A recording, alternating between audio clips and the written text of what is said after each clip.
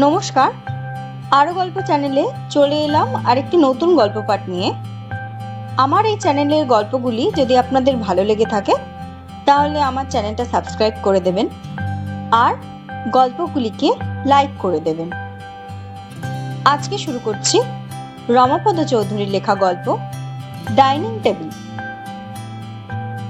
Money order পিয়নের কাছে নামটা শুনে আমি বললাম, বুড়ি, তোর মা বোধহয় টাকা পাঠিয়েছে। বাইরের লোকেদের সামনে ডাকনামে ডাকলে, বিশেষ করে সেই ডাকনামটা তেমন মনের মতো না হলে, আমাদের সময় সবাই অস্বস্তি বোধ করত। স্কুলের গণ্ডি পার হওয়ার পর আমাকে বাইরের কেউ আর খোকা বলে ডাকেনি। কলেজের বন্ধুদের কাছ থেকে ওটা লুকিয়ে রাখতে কি কম বেগ পেতে হয়েছে। কিন্তু একালের ছেলে মেয়েদের দেখি সব অন্য নিয়ম। বুড়িদের কলেজের দুটো মেয়ে একদিন বেড়াতে এসেছিল। আমি তাদের সামনে ওকে বুড়ি না বলে অমিতা বলে ডাকলাম, আর সঙ্গে সঙ্গে ওদের তিনজনের কি হাসি। কারণটা বুঝলাম যেদিন ওর সহপাঠী একটি ছেলে এসে জিজ্ঞেস করলো, বুড়ি আছে? ওসব পোশাকি নাম ছোট মামা, আজকাল ওই কলেজের খাতাতেই থাকে। আমরা হাসু সান্যাল, টুকু বোস, ঝুমা নন্দী সেদিন আমার খোঁজ করতে এসেছিল। সে ছেলেটার নাম হাবু দাশগুপ্ত। আমি আফটার অল বুড়ির ছোট মামা, কিন্তু ওসব গুরুজনী গার্জেনই অরুণার চরিত্রে নেই। সেদিন একটা ছেলে বুড়ির খোঁজ করতে এসেছে শুনে অরুণা যেভাবে আমার সঙ্গে চোখাচোখি করে ঠোঁট টিপে হেসেছিল, হাবু দাশগুপ্তের নামটা শুনেও ঠিক তেমনি ভাবে চোখে হেসেছে। বলে বসেছে, দেখো বাপু, শেষে হাবু দাশগুপ্তই যেন কাবু না করে তোমাকে। ইস বলে সেদিন নাকের ডগা থেকে এমন ঘেন্না করিয়ে দিয়েছিল বুড়ি যে আমরা নিশ্চিন্ত না হয়ে পারিনি। আসলে ওর সম্পর্কে আমার একটু দুশ্চিন্তা ছিলই। বিনা, আমার পিস্তত বোন, শিউরিতে তার সংসার বদলি করার সময় বলেছিল,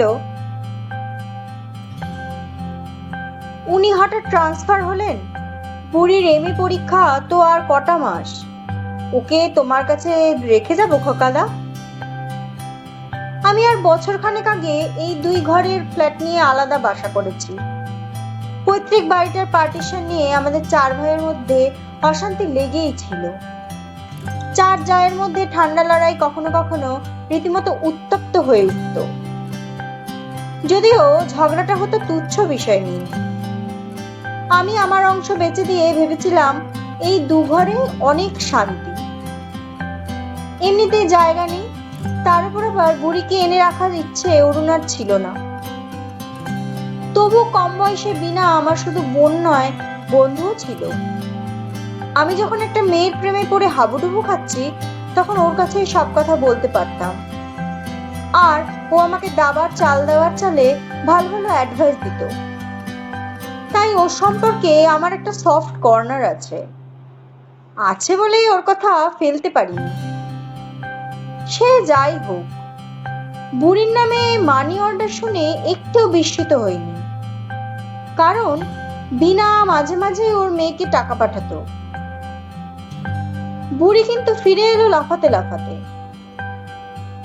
হাতে তিনখানা 10 টাকার নোট। বললাম, কি ব্যাপার, একেবারে হাসির হোস পাইপ হয়ে গেলি যে? কথাটা আমার নয়, বুড়ি একদিন বলেছিল। পোস্ট গ্রাজুয়েটের বন্ধুদের কাছে শুনে এসে ও খুব মজার মজার কথা বলতো। বুড়ি উত্তর দিল না, হাসতে হাসতে এমও কুপনটা আমার দিকে এগিয়ে দিল। সেটা হাতে নিয়ে টাইপ করা লাইন দুটো পড়েই আমার চক্ষু চড়ক গাছ। সে কি রে? জয় আমার 8 বছরের ছেলে।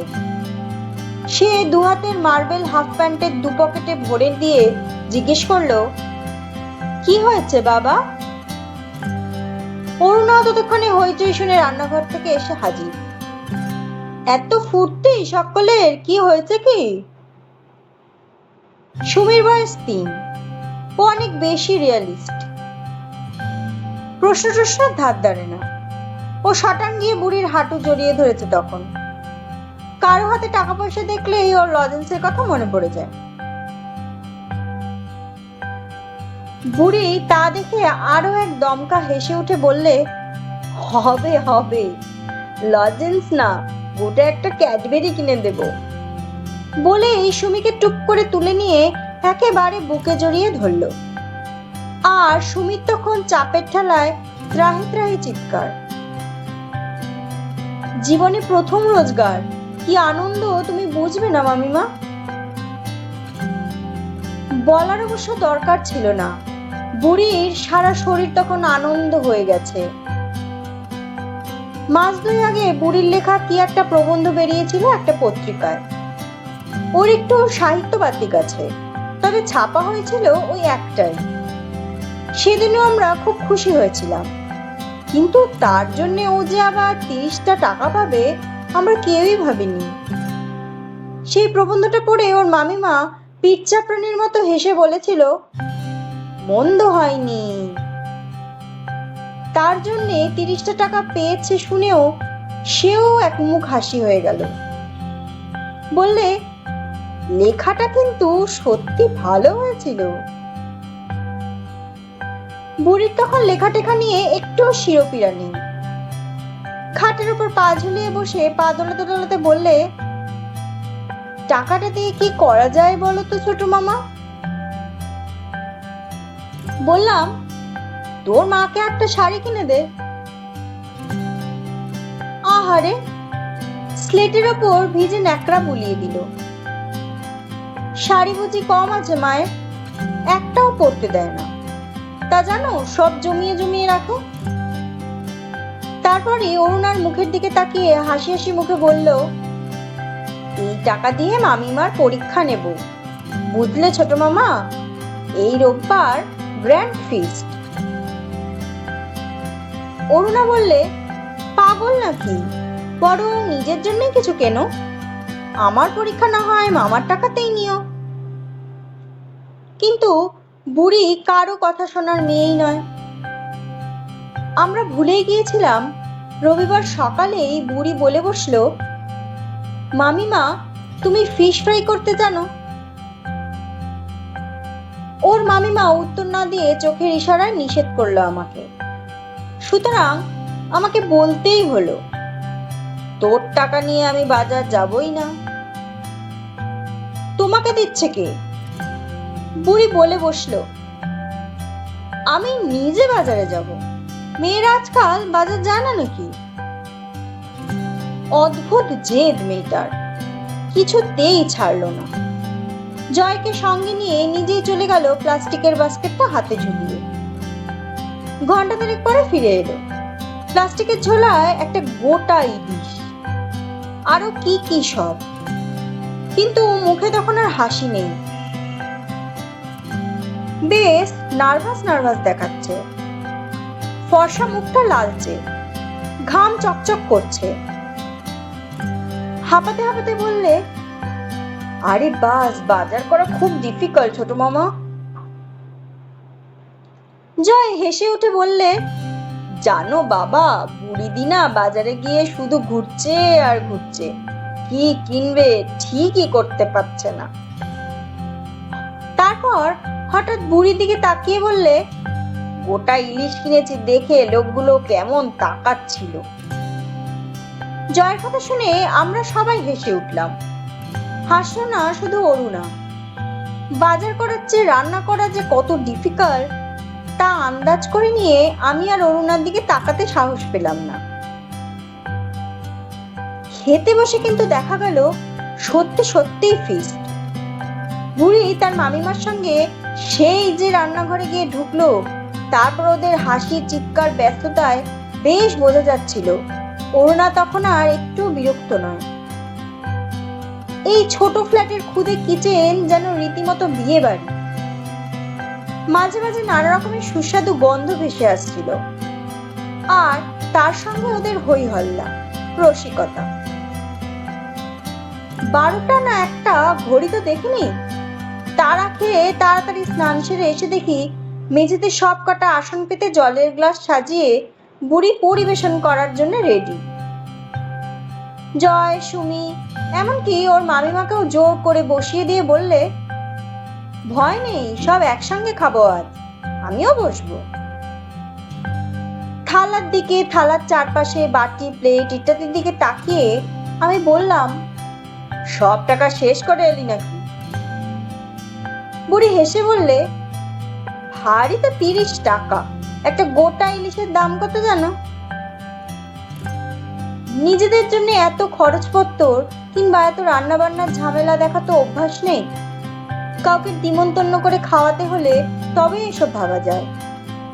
তাই বললাম, আপিসের অতুলবাবুদের বাড়ি সেবার খেয়ে এসেছিলাম, তাকে নিমন্ত্রণ করলে হতো। বললাম, বুড়ি, তুইও তো তোর বন্ধু ঝুমাকে বললে পারতিস। বুড়ির থালা থেকে অরুণা কি একটা তুলে নিতেই সে হাই হাই করে উঠল, আর জয় তার মায়ের থালা থেকে কি যেন তুলে নিল। আমি ওদের রকম সকম দেখে 2 হাত মেলে জয়, সুমি, এমনকি ওর মামিমাকেও জোর করে বসিয়ে দিয়ে বললে, ভয় নেই, সব একসঙ্গে খেতে বসলেই প্রতিদিন হয়। আর গল্প গল্প। বুড়ি বলে পরচর্চা ক্লাস। তবু এত সব শুধু নিজের জন্যে? বললাম, এতই যখন হলো, ওদের নেমন্তন্ন করলেই হতো। তা শুনে বুড়ি আর তার মামিমা পরস্পর চোখাচোখি করে হাসলো। বোঝা গেল দুজনেই এর আগে এ সম্পর্কে আলোচনা করেছে। ওরা হয়তো চেপে যেত, জয় অত শত বোঝে না। ওদের কথাবার্তা শুনেছে বলেই ব্যাপারটা প্রকাশ করে ফেলল। বললে, ওদের তো খাবারটা টেবিলে আছে, অতুল কাকাদের। খাবার টেবিল মানে ডাইনিং টেবিল। কথাটা আবার নতুন করে এসে লাগলো। হঠাৎ সবকিছু যেন বিষাদ ঠেকলো। মনে হলো এই ছোট্ট ফ্ল্যাটের একটা অভাব। আমার এই একটা ক্ষুদ্র অক্ষমতাকে অরুণা যেন বারবার মনে পড়িয়ে দিতে চায়। আমাদের 4 ভাইয়ের মধ্যে পার্টিশন হবার আগে আমরা যখন ওই পুরনো পৈতৃক বাড়িটায় থাকতাম, তখনও একবার ডাইনিং টেবিলের কথা উঠেছিল। বর্দা মেজদা এমনিতেই এসব পছন্দ করতো না। তার উপর জ্যাঠামশাই এসে হয়তো বলবেন, কিরে সাহেব হয়ে গেলি যে সব। জ্যাঠাইমা ছোঁয়া বাঁচিয়ে বলবেন, ছি ছি, টেবিল শোকরি করছিস, যার জন্ম। এইসব ভয়ে ও পথে যায়নি। এখানে তো আমি নিজেই রাজা, কে কার পরোয়া করে। আর একটা ডাইনিং টেবিল, কি বা তার দাম? সংসার যতই টানটানির মধ্যে চলুক, একটা ডাইনিং টেবিল কি আর চেষ্টা করলে কিনতে পারতাম না? খাবার টেবিল নিয়ে জল্পনা কল্পনা অবশ্য এ বাসায় উঠে আসার পর থেকেই চলছিল। খুকির মা আমাদের বাসন মাজার ঠিকে ঝি, মাসের মধ্যে বিনা নোটিসে 3-4 দিন কামাই তার লেগেই আছে। আর সে সময় অরুণার মেজাজ একেবারে তিরিক্ষি হয়ে থাকে। বাজার থেকে কলাপাতা আনতে ভুলে গেলে আর রক্ষে নেই। খুকির মা ফিরেছে আজ, মামিমার মেজাজও নরম, দেখেছো ছোট মামা? রাত্রে খেতে বসে বুড়ি একদিন রসিকতা করে বলেছিল। কথাটা সত্যি। সত্যি বলে অরুণা রেগে গুম হয়ে গিয়েছিল। আর বুড়ি তাকে সান্ত্বনা দেওয়ার জন্যই বলেছিল, যাই বলো, একটা ডাইনিং টেবিল কিনে ফেলো ছোট মামা, কত সুবিধে বলো তো। কাচের প্লেটে খাবে, ভীম দিয়ে ধুয়ে নেবে, ব্যাস, কারো তোয়াক্কা করতে হবে না। অরুণা ততক্ষণে হেসে ফেলেছে। ওঠবোস করতে করতে কোমরে ব্যথা হয়ে যায়, সে আর ও কি বুঝবে? মেঝেতে নেতা বুলোতে হতো 2 বার করে, তখন বুঝতো। আমি কোনো জবাবই দিইনি। জয় যখন তার মার কাছে শোনা কথাটা শোনালো, বাবা তুমি কিন্তু খুব কিপটে, তখনও না। আসলে একটা খাবার টেবিল কেনা প্রায় ঠিকঠাক করেই ফেলেছিলাম মনে মনে। দিন কয়েক দোকানেও ঘুরে কাঠের টেবিল কিনবো না স্টিলের তা ভাবতে ভাবতেই হঠাৎ একদিন অতুলবাবু তার বিবাহ বার্ষিকীতে নেমন্তন্ন করে বসলেন। আমরা ওসব জানতামও না। কবছর বিয়ে হয়েছে জিজ্ঞেস করলে হিসেব করেও বের করতে পারি না। তবু অতুলবাবু আর তার স্ত্রী নেমন্তন্ন করে গেলেন বলেই যেতে হয়েছিল। আর সেই যাওয়াই কাল হলো। অরুণা আর জয় ফেরার পথে ট্যাক্সিতে আলোচনা শুরু করে দিয়েছিল। ফ্রাইড রাইস কিংবা মুরগির ঠ্যাঙের প্রশংসা নয়, ডাইনিং টেবিলের প্রশংসা। কি রকম চকচকে কালো মার্বেল দেখেছো? মুখ দেখা যায় খাওয়ার সময়। জয় বললে, কিনতে হলে ওই রকমই কিনো বাবা, গ্র্যান্ড। যেন সমস্যাটা শুধু টাকার, যেন সমস্যাটা শুধু ইচ্ছের। আমার দুখানা ঘর আর এক ফালি বারান্দায় এমনিতেই তো পা ফেলার জায়গা নেই। খাট, আলমারি, জয়ের পড়ার টেবিল, অরুণার ড্রেসিং টেবিল, আলনা, লেপ বালিশ, তুলে রাখার চৌকি, এর উপর আবার একটা খাবার টেবিল এনে কোথায় ঢোকাবো আমি ভেবেই পেতাম না। অরুণার এক কথা, তুমি কিনেই ফেলো না, আমি সরিয়ে টরিয়ে ঠিক জায়গা করে নেব। মাঝে মাঝে তাই মনে হয়েছে কিনেই ফেলি। এই তো অতুলবাবুরা কত দূরে দূরে ছিলেন, একটা দিনে গল্পগুজব করে কত কাছের লোক হয়ে গেলেন। সত্যি দেখো, যাওয়া আসা নেই বলে সবাই কত পর পর হয়ে যাচ্ছে। বিয়ে বাড়িতে কোথাও দেখা হলে ফিরতে ইচ্ছা হয় না। অরুণা একবার বলেছিল, অথচ একটা ডাইনিং টেবিল থাকলে দিব্যি মাঝে মাঝে একে ওকে নেমন্তন্ন করা যেত। যারা দূরে সরে যাচ্ছে তাদের আবার কাছে আনা যেত। লোভটা তাই মনের মধ্যে রয়ে গিয়েছিল। মুখে শুধু আপত্তি জানাতাম, কিন্তু হঠাৎ সুযোগ ঘটে গেল। অফিসে 1 বছর ইনক্রিমেন্টের টাকাটা কি এক উপধারায় আটকে পড়েছিল। এরিয়ার্সের সবটুকু একসঙ্গে হাতে পেতেই অরুণা বলে বসলো, আর কোনো কথা শুনছি না, ডাইনিং টেবিল। জয় কোথায় ছিল হেসে উঠে বললে, টেবিল হলে সুমিত তো হাতই পাবে না বাবা, ও টেবিলের উপরে বসবে। বুড়ি ধমক দিল, তুই থাম, তুই নিজেও নাগাল পাবি নাকি? তারপর হেসে বললে, একটু বড় দেখে কিনো মামিমা, 2-4 জন বাইরের লোকও তো আসবে মাঝে মাঝে। ঝুমাদের টেবিলটাও খুব সুন্দর, ওরকম হলেও। শেষ অবধি অরুণা আর বুড়িকে সঙ্গে নিয়ে 2-5টা দোকান ঘুরে একটা টেবিল করিয়েই ফেললাম। চকচকে কালো মার্বেল নয়, কাঠেরই, তবে ডিজাইনটা খুব সুন্দর। প্লাস্টিকের বেদবোনা চেয়ারগুলো আরো সুন্দর। ঘরে তো এমনিতেই জায়গা ছিল না। বারান্দা থেকে জুতোর র্যাক, আলনা, ড্রেসিং টেবিল সরিয়ে সেগুলোকে ঘরে ঢোকানো হলো।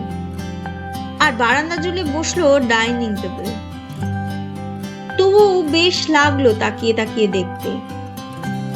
বুড়ি রসিকতা করে বললে, এত দিনে তুমি কালচারড হলে মাম্মা। সুমির বয়স 3, সে কোন রকমে টেবিলের পাশে একটা নতুন চেয়ারে উঠে বসেছে, নামবার নাম নেই। আর জয় দুম করে বলে উঠল, বাড়িটা একদম রেস্টুরেন্ট হয়ে গেছে না বাবা? আমরা সবাই হেসে উঠলাম। টেবিলটা শেষ অবধি কিনতে পেরেছি বলে সকলের যত আনন্দ, রাত্রে খেতে বসে কিন্তু ততই অস্বস্তি। যত অস্বস্তি তত হাসাহাসি। অরুণাই সবচেয়ে বেশি হাসলো শুক্তোর বাটি উল্টে ফেলে। বললে, অনভ্যাসের ফোঁটায় কপাল চটচড় করছে। কিন্তু সিন ক্রিয়েট করলেন জ্যাঠামশাই। দিন কয়েক পরেই একদিন বেড়াতে এলেন। আমরা জোর করে তাকে রাত্রে খেয়ে যেতে বললাম। জ্যাঠামশাই আসন পিড়ি হয়ে বসলেন একটা চেয়ারে, কিন্তু সেভাবে টেবিলে ভর দিয়ে খেতে গিয়ে আরেকটু হলেই হুমড়ি খেয়ে পড়তেন আর কি। নিজে পড়ে গিয়ে হাত পা ভাঙলেন না, ভাঙলেন কাচের গ্লাসটা। হেসে উঠে তাই বললেন, টেবিলে খাওয়ার সময় সাহেবরা কনুই দুটো কোথায় রেখে আসে বলতো? আসলে ওর কনুই দুটো ঠাকাঠাক টেবিলের ধারে লাগছিল। খাওয়াও হলো না ওর। বললেন, আরে মেঝে বসে খাওয়ার মতো বনে দিয়ানা আর আছে নাকি? আমার শাশুড়ি ফুল পাতা কত সব নকশা কাটা নিজের হাতে বোনা উলের পুরো আসন পেতে দিত। সে কি নরম আসন, রূপোর থালায় জুঁই ফুলের মতো ভাত, চারপাশে গোল হয়ে এক সারি রূপোর বাটি। আমরা সবাই হেসে উঠলাম। বুড়ি তো সম্পর্কে নাত্তিন। ও ঠাট্টা করে বললে, আর দরজার আলারে ঘোমটা টানা দিদিমার কথা বললেন না? আমরা আবার হেসে উঠলাম। তারপর একটু একটু করে কিভাবে যেন সব হাসি চলে গেল। বুড়ির পরীক্ষা হয়ে যেতে ও একদিন পেন্নাম টেন্নাম করে শিউরি চলে গেল। আর হঠাৎ একদিন আবিষ্কার করলাম বাইরের লোক কাছে আসা তো দূরের কথা, আমরাই পরস্পর থেকে দূরে সরে গেছি। খাওয়ার টেবিলের এক প্রান্তে আমি, আরেক প্রান্তে অরুণা। জয় কোনোদিন জেগে থাকে, কোনোদিন ঘুমিয়ে পড়ে, কিন্তু আমরা কেউ কোনো কথা বলি না। চুপচাপ দুজনে খাচ্ছি তো খাচ্ছি, খাওয়া যেন শুধুই খাওয়া। হাতা চামচের ঠুংঠাং কিংবা জলের গ্লাস নামানোর ঠক শব্দ ছাড়া আর কোনো শব্দও হয় না। তখন ভাবতাম, টেবিল নেই এই লজ্জায় লোকেদের নিমন্ত্রণ করতে পারি না। একদিন অতুলবাবুদের খেতে বলেই মাসের শেষে সে কি টানাটানি। সুমি কেন, তখন আমরাও যেন আর ডাইনিং টেবিলটার নাগাল পাচ্ছি না। ধুত, এর চেয়ে মেঝে বসে খাওয়াই ভালো ছিল। ডাইনিং টেবিলটা কোনো উপরি আনন্দ তো দিলই না, ঘরগুলোও এখন হার্সভাবে ঠাসা। খাট, আলমারি, বাক্স, বিছানা, ড্রেসিং টেবিল, পড়ার টেবিল, দুখানটা ছোট ছোট ঘর, নড়াচড়ার উপায় নেই। ঘর যেন আমাদের জন্যে নয়, আমাদের আসবাবপত্র দেখানোর শোকেস শুধু। এত যখন অসুবিধায় আরেকটা বড় ফ্ল্যাট নিলেই হয়। অরুণা একদিন রেগে গিয়ে বলল, এর আর কি উত্তর দেব? আরো বড় ফ্ল্যাট, আরো জায়গা, কিন্তু কতটুকু জায়গাই বা লাগে মানুষের? টলস্টয়ের গল্পটা মনে পড়ল। কবর হলে 3.5 হাত, আমাদের তো তাও লাগে না। 7 টাকার কাঠ আর 3 ঘন্টা চিতার উপর বিশ্রাম। বারে, তা বলে একটু হাত পা ছড়াবার জায়গা থাকবে না? অরুণা বলল, সত্যি আর একটু জায়গা দরকার, একটু হাত পা ছড়াতে চাই। সুতরাং ঘরগুলো ক্রমশই বড় হতে লাগলো, ঘরের সংখ্যা বাড়তে লাগলো। সামনে সবুজ ঘাসের লন বাড়তে বাড়তে সামর্থ্য ছাড়িয়ে কল্পনা হয়ে গেল। তারপর কল্পনাতেই সেই জায়গাগুলোর প্রয়োজনের আসবাব ঠাসতে ঠাসতে সেটা আবার ছোট হয়ে গেল। হয়তো একটু অন্যমনস্ক হয়ে গিয়েছিলাম। তাড়াতাড়ি আপিস বেরোতে গিয়ে জোর একটা হোঁচট খেলাম ড্রেসিং টেবিলটায়। সঙ্গে সঙ্গে আয়নাটা উল্টে পড়ে ঝনঝন করে ভেঙে টুকরো টুকরো হয়ে ছড়িয়ে পড়লো মেঝের উপর। যন্ত্রণায় পায়ের বুড়ো আঙুলটা টিপে বসে পড়লাম আমি।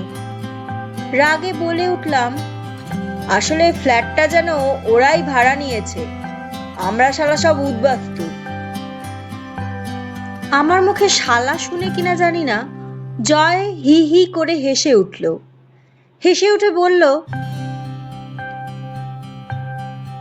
ডাইনিং টেবিলটায় সব জায়গা খেয়ে নিয়েছে না বাবা? শেষ করলাম রমাপদ চৌধুরীর লেখা গল্প ডাইনিং টেবিল। আমার এই গল্প পাঠটি যদি ভালো লাগে, চ্যানেলটাকে সাবস্ক্রাইব করে দিন। এর পরের দিন আবার নতুন একটি গল্প পাঠ নিয়ে আমি চলে আসব। আপনাদের মূল্যবান মতামতগুলি অবশ্যই কমেন্ট বক্সে লিখে জানান। সবাই ভালো থাকবেন, সুস্থ থাকবেন। ধন্যবাদ।